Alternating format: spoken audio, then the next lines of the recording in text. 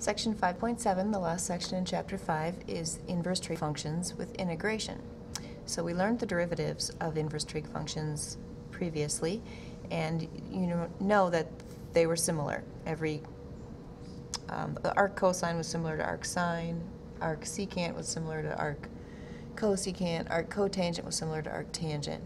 So the integrals will just be three of them, because if we did a negative here, we could do arc cosine if we want, but let's just make them all arc sine, arc secant, and arc tangent. So we're not doing any of the cos.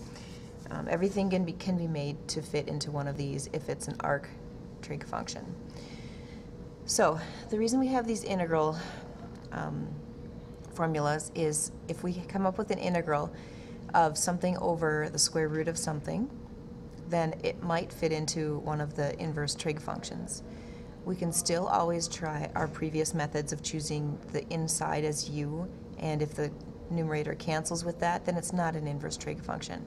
But if u ends up being just this part of the inside of the square root, or this part, or this part, or this part, then we know it's an inverse trig function. So part of the challenge is recognizing when you have to use an inverse trig function and when you don't. So you may start most of these problems thinking, okay, they're all going to be inverse trig functions, but they're not. We're going to have to start recognizing which rules to use when. So if you see an integral that is a quotient, I would always choose the denominator as u as a first attempt, and then see if that works and if we can use our old methods. However, sometimes we won't be able to, and we'll have to use these remaining new integral formulas. So if you analyze them, you've got a du over the square root of, and it's similar to the derivative, which was 1 minus u squared. But in this case, we have a squared minus u squared, because this a could be a constant other than 1. So if it's 4, if this is a 4 minus u squared, then a would be 2, and we put a u over 2 here for the answer. So this a could be a constant other than 1, even though when we're taking our derivatives, that is a 1 there. So that's one new thing we have to remember. All right, let's do this. So if I were just coming across this problem first, I would try to choose u as the whole denominator, and then I take the derivative of it, and I get 18x, and then I solve for dx, and I get du over 18x, and I realize that if I put replace dx with du over 18x, that 18x is not going to cancel. So then I say, oh, that must not be it. Maybe it's an inverse trig function. So I'll just choose u as the 9x squared. And then u squared would be 9x squared, a squared would be 4. So then u would just be 3x, and a would just be 2. So if you're recognizing it's an inverse trig function, you'll have to identify u squared first, because I know I'm trying to make it match this, du over a squared plus u squared. How did I know it was going to be that one? Because there's no square root in the denominator.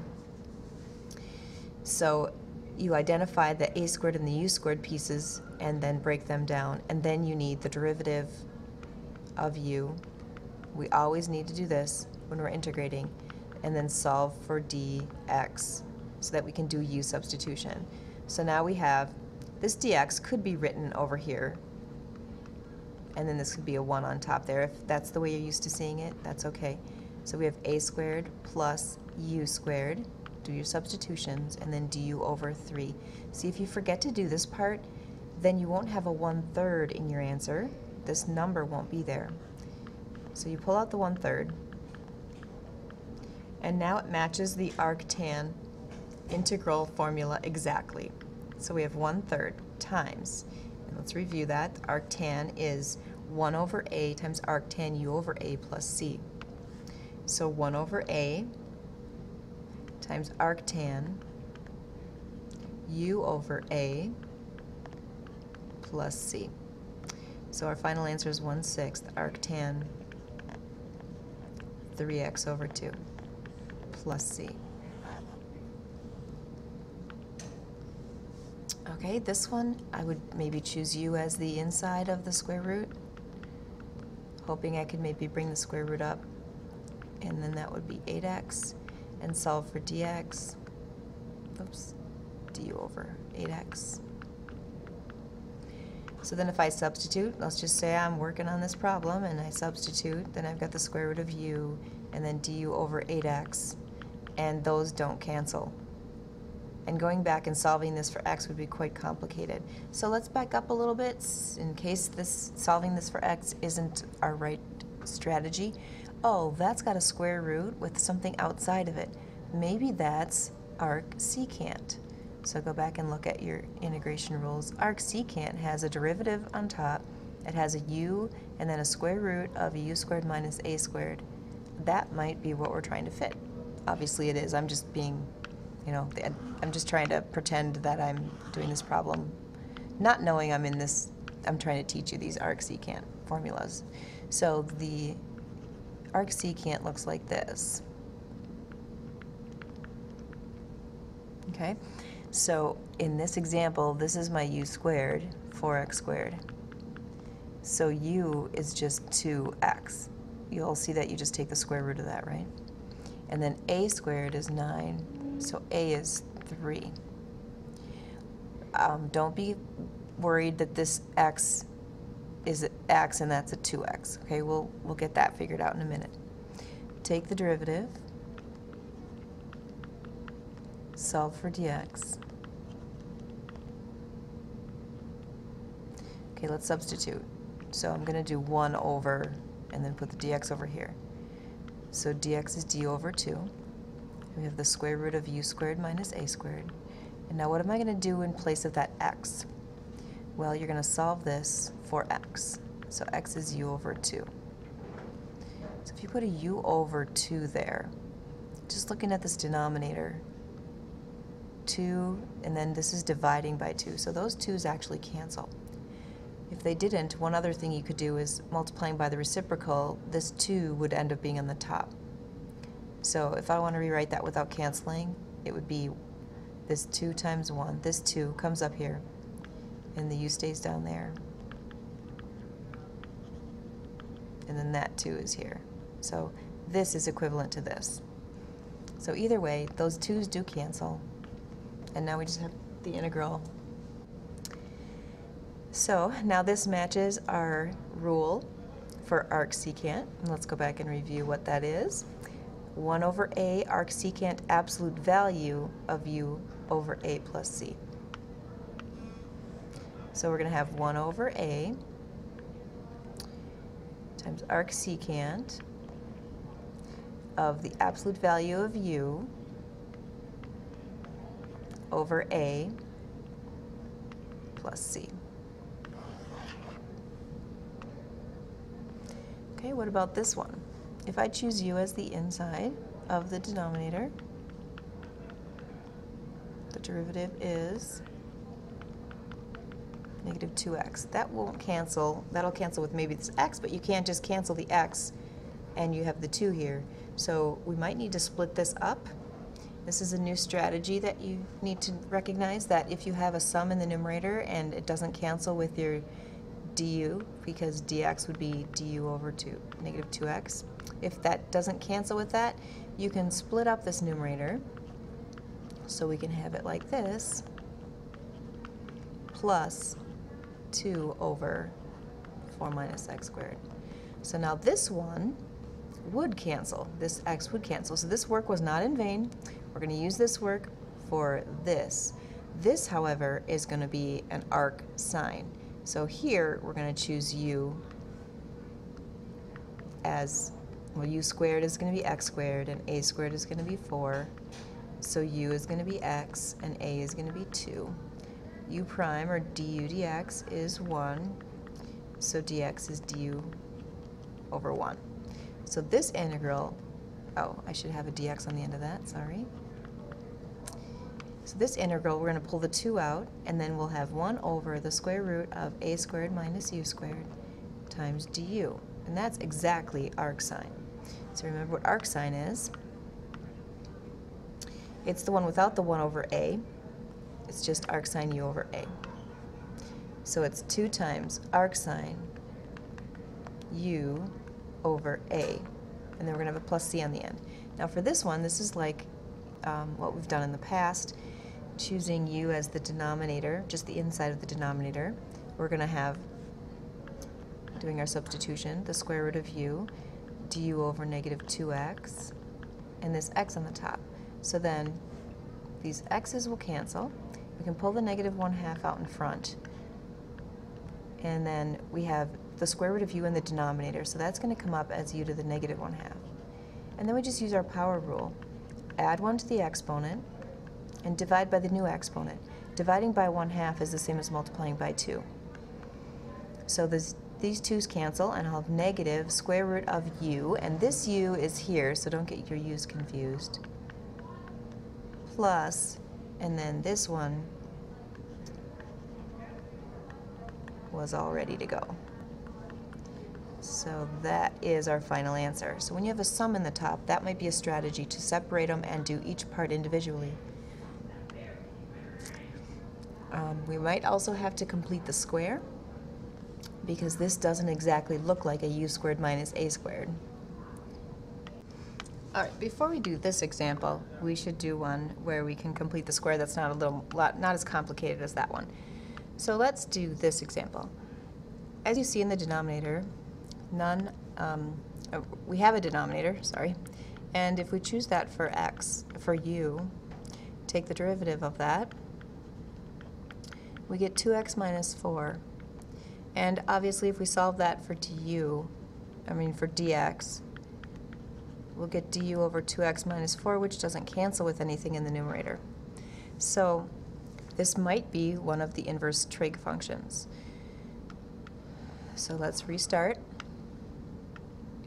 and think about which inverse trig function it might be. Obviously there's no square root in the denominator, so it could possibly be a squared plus u squared, or u squared plus a squared. Which way does this book have it? A squared plus u squared, okay?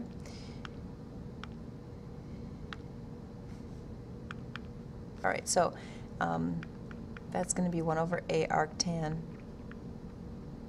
u over a plus c. But this doesn't look like this. We don't have a constant plus some u, some function squared. But can we make it into a function squared plus a constant? So right now, x squared minus 4x plus 7 does not factor. But if we complete the square, and we don't have an equation, so we can't add something to the two different sides, so we're going to have to add and subtract the same number. Remember, for completing the square, we're going to work on this part. Making it a perfect square, you do half of this number and square it. Half of negative 4 is negative 2, and negative 2 squared is 4. So this part now is a perfect square. It factors to x minus 2 times x minus 2, which is x minus 2 squared. But we've changed the value of the denominator, so we have to subtract 4. So now this part is equal to 3. So notice now we have u squared plus a squared. In this case, u is x minus 2, and if a squared is 3, then what's a? The square root of 3. So u squared is x minus 2 squared, so u is x minus 2. Now that we've chosen our u and our a, we take the derivative of u, and we solve that for dx. We can substitute in, because what we have now, 1 over x minus 2 squared plus 3 dx can be rewritten as 1 over u squared plus a squared du. And that matches exactly our integral formula. So it's 1 over a arctan u over a plus c. So that's completing the square with a pretty nice number. It's a pretty nice expression. It's set up pretty well. However, this one, it's a little more complicated because we have a negative in front of our x squared term. So again, we could go through the steps of choosing u as this denominator, and we notice it doesn't cancel. We notice we have a square root in the denominator, so we're thinking it might be arcsine. Arcsine is a squared minus u squared. Let's go back and check that out. Or u squared minus a squared, sorry. No, it is a squared minus u squared. So we want to make our integrand match that, because that's going to equal arc sine u over a. So if you have a negative in front of your expression that you're trying to complete the square for, you want to factor out the negative, and then we're going to add something there and make that a perfect square, and whatever we add there, we're going to have to undo it here. But if we're adding it inside of these parentheses, okay, let's figure out what that number is.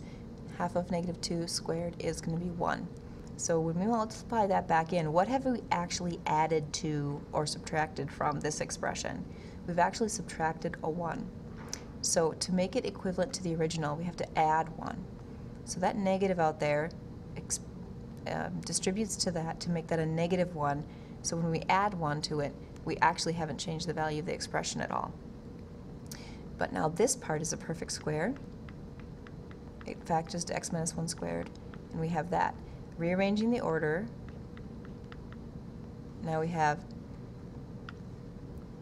1 minus the quantity x minus 1 squared. So that's a squared, and that's u squared. So if a squared is 1, a is 1. If u squared is x minus 1 squared, u is x minus 1. The derivative of x minus 1 is just 1, and then dx is du. So let's substitute now. 1 over the square root of a squared minus u squared du, because what we have in our integrand is this here, and that's a squared, and that's u squared, and the dx gets replaced with du. So that matches exactly with our arc sine, so now we can integrate arc sine u over a plus c. So that's arc sine parentheses x minus 1 plus c. If you have a fraction here, it's assumed that arc sine is operating on that x minus 1. But if you don't have a fraction, then you need parentheses there.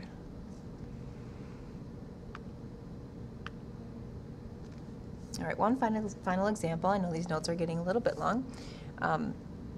If we choose u as the numerator or as the denominator and take the derivative, we get 2x plus 2. That's not going to cancel with 2x minus 5. There are a couple things you could do here. We can separate the 2x and the minus 5, but then still that 2x wouldn't cancel with the 2x plus 2. So we really would like that to be 2x plus 2 on the top. Can we change this to be 2x plus 2? So if I want that to be 2x plus 2, what do I have to add or subtract at the end here to make it really simplify to 2x minus 5? So 2x plus 2 minus what would equal 2x minus 5? Well, if I had a minus 7 there, then this numerator would be the same as that. Okay, so right here I haven't changed the value of anything. I just kind of broke up that negative 5 to be plus 2 and minus 7. Now I'm going to break up the integral of 2x plus 2 over x squared plus 2x plus 2 minus the integral of 7 over x squared plus 2x plus 2. So if I combine these two integrands, I get back to my original. But notice what I have here. Now this, if this is u, then that's going to cancel with this du over 2x plus 2. And then what do I do with this? Well, if it's just a number and not an x, then that looks like arctan. Arctan is a squared plus u squared. So I'm going to need to complete the square on this one. This is all set to go. Du over 2x plus 2 will have 2x plus 2 on the top, and then u on the bottom, and dx is du over 2x plus 2. So those cancel. So we have the integral of 1 over u du. We know that's the natural log of the absolute value of u, and u in this case is x squared plus 2x plus 2. So we have natural log of the absolute value of x squared plus 2x plus 2.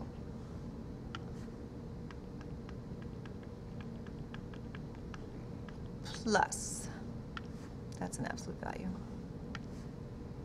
plus, and now I need to do the integrand of this piece. So I want it to be du over a squared plus u squared. So I'm going to have to complete the square. So I have x squared plus 2x plus something, and then I have this plus 2, and I'm going to subtract that something. So half of 2 squared is 1, so I'm going to subtract 1. Now this part's a perfect square. It factors to x plus 1 squared. And this part, 2 minus 1 is 1. So there's my u squared and there's my a squared. Since I'm adding, the order of those two don't matter. So u is x plus 1, and a is 1. Du dx is 1, so dx is just replaced with du. So now I have minus, there's that minus, the integral of 7 over u squared plus a squared du. So the 7 can come out, so I have minus 7, and now that looks exactly like our arc sign. So it's arctan, sorry. So it's 1 over a, which is just 1 over 1, arctan of u over a plus c. So my final answer, natural log absolute value, x squared plus 2x plus 2, minus 7 arctan of x plus 1 plus c.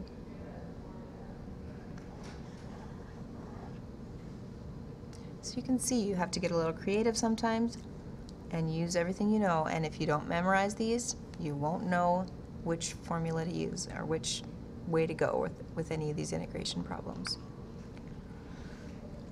Make sure you look over examples 6 and 7 in your text. It will help you make decisions about which formula to use in which situations. Your homework is page 387, 1 to 53 odd, and number 61. And then tomorrow we'll have a 10-point memorization quiz on all the derivatives and integrals. When I say tomorrow, I mean Thursday. So not tomorrow, but the next day after we do this assignment. So not tomorrow. All right.